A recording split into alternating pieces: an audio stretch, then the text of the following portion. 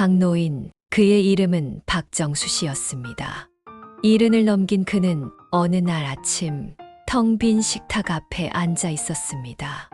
아내가 세상을 떠난 지 벌써 3년이 흘렀지만 여전히 습관처럼 두 사람 몫의 찻잔을 꺼내놓곤 했습니다. 한 잔은 따뜻한 김을 모락모락 피우고 있었고 다른 한 잔은 늘 그렇듯 식어가고 있었습니다. 정수는 자신의 반쪽이 사라진 뒤로 삶이 어떤 색을 잃어버린 것 같은 느낌을 지울 수 없었습니다. 그와 아내는 40년 넘는 세월을 함께한 동반자였습니다. 그들은 웃음과 눈물을 공유했고 같은 하늘 아래에서 자식들을 키우며 희망을 쌓았습니다. 하지만 아내가 세상을 떠난 그 순간부터 집은 갑자기 낯선 공간으로 변했습니다. 따뜻했던 대화는 사라졌고 하루하루가 차갑고 무미건조하게 흘러갔습니다. 정수에겐 2명의 자식이 있었습니다. 큰아들 민수와 딸 지현. 처음에는 자식들이 아버지를 위로하려고 자주 찾아왔습니다. 하지만 그 만남은 점점 의무감으로 변했으며 대화의 주제는 항상 같았습니다. 아빠, 병원은 다녀오셨어요? 약은 잘 챙기셨어요? 혼자 괜찮으시겠어요? 자식들의 말은 걱정으로 포장된 통제처럼 느껴졌습니다. 아버지의 생각이나 감정은 중요하지 않았습니다. 그저 살아있는지 문제가 없는지만 확인하는 듯 했습니다. 민수는 항상 바빴고 지연은 자신의 가정에 치여 아버지의 말끝을 자주 끊었습니다. 정수는 점점 더 자식들에게서 멀어졌습니다. 그들의 방문은 위로가 아닌 차라리 피로로 다가왔습니다. 아버지답게 노인답게 살아야 한다는 무언의 기대 속에서 그는 자신의 존재가 점점 사라지는 듯한 느낌을 받았습니다. 어느 날 정수는 거실 한켠에 쌓여있는 아내의 유품들을 바라보았습니다.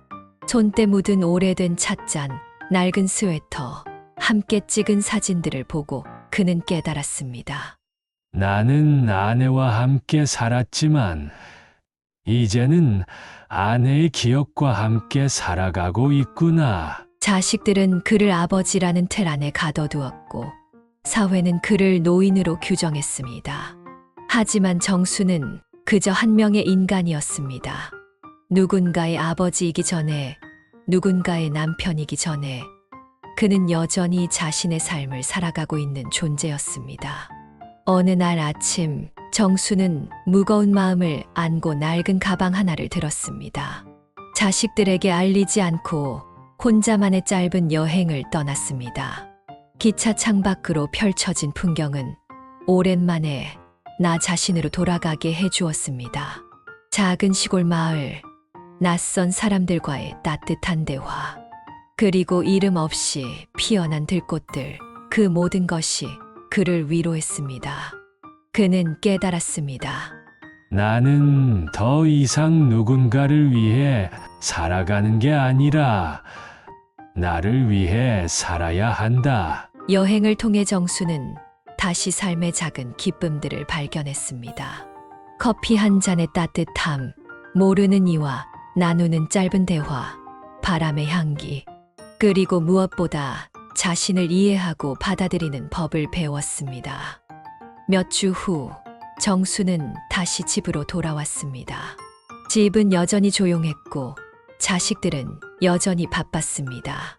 하지만 그는 더 이상 외로움에 지지 않았습니다.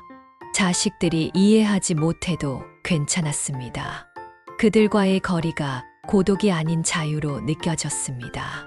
정수는 매일 산책을 나갔고 새로운 사람들과 인사를 나눴습니다. 때로는 카페에 앉아 혼자 책을 읽었고 아내와의 추억을 떠올리며 웃을 수 있게 되었습니다. 자식들이 방문했을 때 그는 더 이상 기대하지 않았고 그들의 방문이 불편하지 않았습니다. 나는 괜찮다. 나를 위해 살고 있으니까. 박정수 씨의 이야기는 한 남자가 상실에서 자립으로 가는 여정이었습니다. 아내를 잃고 자식에게 지치고 삶의 의미를 잃어버렸던 그는 결국 자신 안에서 답을 찾았습니다.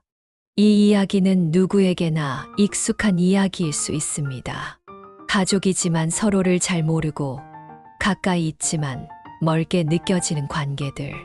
그리고 우리가 얼마나 쉽게 사랑이라는 이름으로 상대를 억누르는지에 대한 이야기입니다. 정수는 우리 모두에게 이렇게 말합니다. 사람은 혼자일 때 진짜 자신을 마주하게 됩니다. 그리고 그 고요함 속에서 진짜 삶이 시작됩니다. 이 이야기는 누군가를 잃어버린 모든 사람을 위한 이야기입니다. 상실이 끝이 아니라 또 다른 시작이 될 수 있다는 것.